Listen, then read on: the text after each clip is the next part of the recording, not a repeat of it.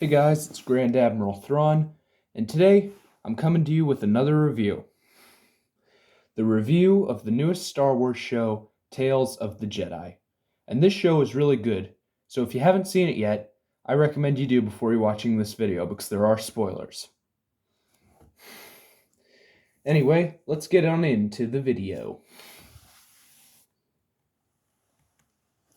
Now, this show follows two Jedi, one of which is Ahsoka Tano, almost everyone's favorite Jedi. She's great, alright?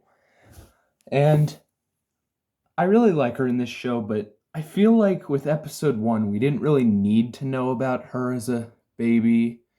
And when they find out that she's force sensitive, I still like episode 1. I'll get into more about that later, but yeah, that one I just feel like we didn't need to. We could have had some other adventure about her, like maybe when she met Hera for Rebels and all that. Or just some adventure of her and Anakin during the Clone Wars. I still like the episode, but I feel like they could have made more episodes instead of. Well, actually, they should have left the one, but they could have maybe had another one and made it an 8 episode show. But other than that, yes, really good. Now we're going to move on to the other character, which is Count Dooku. Now, I was really surprised because I did not think that Dooku could pull it off of being the secondary character that we follow. Because Dooku's a side villain. Well, no, he's kind of the main villain of Attack of the Clones, but he's always been like that meh villain from Star Wars. Is all. Oops, hang on 1 second. Here we go. Oops, no, back a bit. Sorry about that. Anyway, yeah. It's a good, but wait, hang on, I'm gonna fix the camera a bit. Sorry about that. That should be better now. Yeah, but anyway, Dooku really surprised me in this show because I did not think he could have carry it, but he did, and I really liked it. Now, let's get on in. I feel like I've been taking too long, and I might have. Anyway, so episode 1. This one's about baby Ahsoka and this little journey she has where her people find out that she's force sensitive. And like I said, it's not exactly necessary because we didn't need to know about baby Ahsoka. I still like it, and it's a good episode, except it's definitely like a filler episode of the show. Still really good one, though. It's basically her mom takes her hunting, and then this monster shows up and takes Ahsoka, and before it attacks her, instead she does a connection between it with the Force, and then the monster, she kind of controls it and makes it take her back to her village. And it was pretty cool. And then they all say, Ahsoka is Jedi. And it was a good episode. Episode 2. This one's the first one about Dooku. And I liked several aspects of this one. One of which is it shows us why Dooku starts to turn evil. And it's because this senator who's turned evil, who's corrupt, is ordering them to stop doing what they're doing, which is trying to help these people and to just turn against those people and help him because he thinks the Jedi are just pawns of the Senate. And Dooku realizes and Dooku says the Jedi aren't. So he's choking this guy out, but then Qui-Gon stops him. And I really liked the story of this episode. It was good. Oh, and another thing, speaking of Qui-Gon, I really like how we actually get to see that Dooku is Qui-Gon's master, because all we got was a mentioning of that in Attack of the Clones. This was actually really good to see. Up next, episode 3. Another good episode. Not as good as 2, I wouldn't say, but still really good. This one follows Mace Windu and Count Dooku as they're investigating the murder of a Jedi who's on the council. Neither of them are on the council yet. And in it, Dooku sees that. Well, hang on, no, not really. My problem with this episode is it's so obvious that the guy is actually lying to them, and that the investigation was obviously his guards, and he's just being forced to. It was so obvious, and I know that they literally make a joke about that. Like he goes, he's lying, obvious. One of them says he's lying, and it's a really good episode. It's a good episode. but I don't know. Something just feels a bit off on this one. This one does contribute more towards Dooku, why he betrays the Jedi, and I really like it in this one. Mace Windu doesn't seem as good in this episode. He feels like he's all rulesy in this episode, and he's kind of been like that, but this time it was just too much of, no, we have to see what the council will say first. It's too much of that in this episode for me. And yeah, it was a good episode. Episode 4. This one I really like, and it finishes off the whole Dooku turning evil storyline. Anyway, it shows us how the last thing that was holding Dooku back from betraying the Jedi was Qui-Gon. And now that Qui-Gon's dead, he has nothing to hold him back from betraying them. And just a little cut in here. I really liked how they got Liam Neeson to reprise the role of Qui-Gon, even though he's only got like 2 lines in this show. That was pretty cool. And another thing is that Dooku says, you weren't supposed to have Maul kill Qui-Gon, and then Palpatine says, you lost an apprentice, and so did I. And it just shows how he doesn't care about Maul. He just cares like, okay, Maul's dead. On to the next one, which is Dooku. And he's the same way with Dooku. He never planned on Dooku being a permanent Padawan.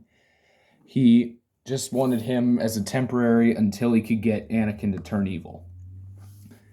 And then one final thing I have about this episode that was really good. Yaddle. Yaddle is one of the most unknown characters. She's basically a background character in Phantom Menace, and then that's it. She's not in any other movie. And this show really follows up on that and actually makes her a good character. And I really liked that because in this, they show how she's trying to side with Dooku, but she's not going to betray the Jedi. And she was actually a good character in this episode, and I really liked that. Okay, moving on to episode 5. This was a good one, and I really liked it. It's basically Ahsoka does this test that the Jedi have, and she thinks she did really good on it, and Anakin sees, that test's so easy, everyone does it. So he makes her one unique for her. And it's where he has the clones fire on her instead of droids, because he says, droids are predictable. And it was really great to see the clones back in Phase 1 armor animation. I really liked that. Plus, something I noticed was that Ahsoka goes through all 3 of her outfits that she's worn in Clone Wars in this episode, and I really liked that. One lightsaber, 2 lightsaber, blue lightsaber. That was good. Rex was good in this episode, even though he's just a one character. He's in it for maybe 2 minutes. And then this also shows more of how Anakin and Ahsoka's bond is, and I really liked that. And then there were 2 other things. One is I really liked how they included young Kanan, and that was a good Easter egg. How he's excited to see how good Ahsoka's doing while she's taking the test. And then my favorite part of this whole episode has got to be when Ahsoka gets stunned for the first time by the clones, and then Rex goes, yeah, Jesse really stunned you, and then Jesse says in the background, sorry, Commander. That was my favorite moment. Because then it's just really good. It shows this is when the clones are still humans, and the inhibitor chips haven't taken them over. And I also like the little time jumps through this episode. Anyway, on to the final episode. And that's episode 6. Episode 6 is a good one. And let's start off with the 6th brother for episode 6. He is threatening, and the Inquisitors, Kenobi kinda ruined them for me.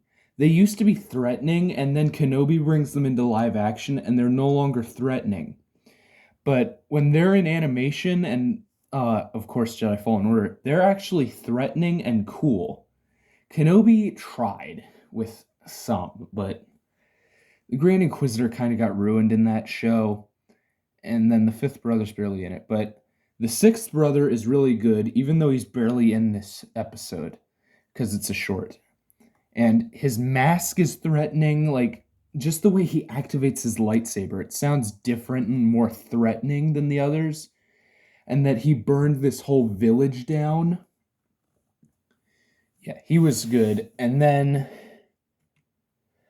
a ton of people don't like how this retcons the Ahsoka novel. And I can understand that, but this isn't even the first time that they've done that, where they retcon a book. The Kanan comics got retconned in Bad Batch. So I kind of knew they were going to do this, but I didn't mind it that much because, I prefer, like, books are good, but I preferred to see it in show form. Anyway, then the way how Ahsoka defeats the sixth brother without even having a lightsaber was awesome. And she cuts his head off, and then his mask just like kind of burns up, or his head's not even in it. It happens so fast you don't even really know, but it was so good. And this show was great. Time for my overall thoughts. Like I just said, this show was great. And it's good to see that Disney actually cares about the animated Star Wars fans, because Bad Batch Season 2 gets delayed, and I was thinking Disney doesn't care about the animated ones anymore, because when people hear Star Wars, all people are caring about nowadays is the live-action shows, like The Mandalorian, or Kenobi, or Book of Boba Fett. Like, everybody only cared about them. And now this show comes out, and it shows that they still care about the animated ones. And I guess that they mainly just pushed Bad Batch back because they would have had this, Andor, and Bad Batch all out at the same time, so I'm fine with that. Anyway, this show was really good. The first episode isn't really necessary, but I'm still glad we have it. It does good with certain Jedi, and I really hope they make a season 2, because if they did, there are so many Jedi that we could get this kind of story for. There's Yoda, Mace Windu, Plo Koon, Shak Ti, Ayla Secura, Depa Billaba, so many more. And then everyone out there wants Quinlan Voss for season 2. And I don't blame them. He was amazing, and he's only in one episode of the Clone Wars. And he's just that amazing in that one episode that, to the point, people want him to be the main one for the next season of this show. And who can blame him? Anyway, this is Grand Admiral Thrawn, and this was my review of Star Wars Tales of the Jedi. I think it was a great show. Let me know what you thought about it in the comments down below. This is Grand Admiral Thrawn signing off, and I look forward to our next encounter in my next video.